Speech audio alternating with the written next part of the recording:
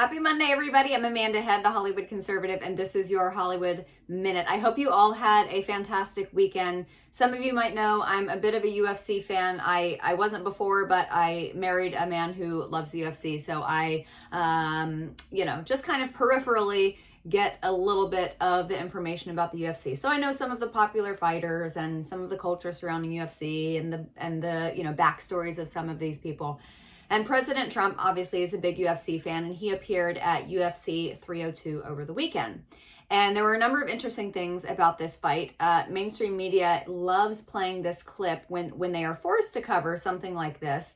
Fighter Sean Strickland, who is a white dude, who is a fan of President Trump, was speaking from the octagon after he won his fight and said, we love you, Mr. President. It's a travesty what these people are doing to you, yada, yada, yada.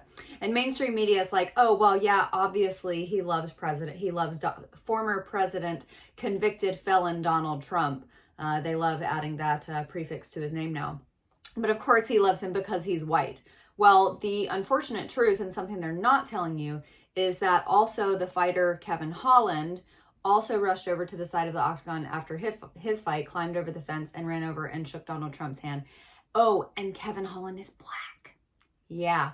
Also, after his fight, a fighter named Khabib Nurmagomedov, who is Muslim, went over to President Trump, and somebody had a camera on them, and you can just pick up pieces of their conversation. But he said something to the effect of, "I know you're going to stop the war in Palestine." And President Trump said, "Yeah, I'm going to end the war." And he shook his hand and hugged him. Khabib shook President Trump's hand and hugged him. And the mainstream media is not going to tell you that either. Now, a lot of you have seen some of these fundraising numbers. Over the weekend, since President Trump's conviction, the campaign raised over $200 million. The point at which it was about 50 or 60 million, the statistic was that 29.7% of those donations came from people unregistered with WinRed. WinRed is the fundraising engine that is used. It's effectively the financial infrastructure behind the campaign, and it's like ActBlue on the Democrat side. Anyway, these were all new registrants for WinRed, and then Miriam Adelson, who is the widow of Sheldon Adelson, who is Sheldon Adelson of the Sands in Las Vegas.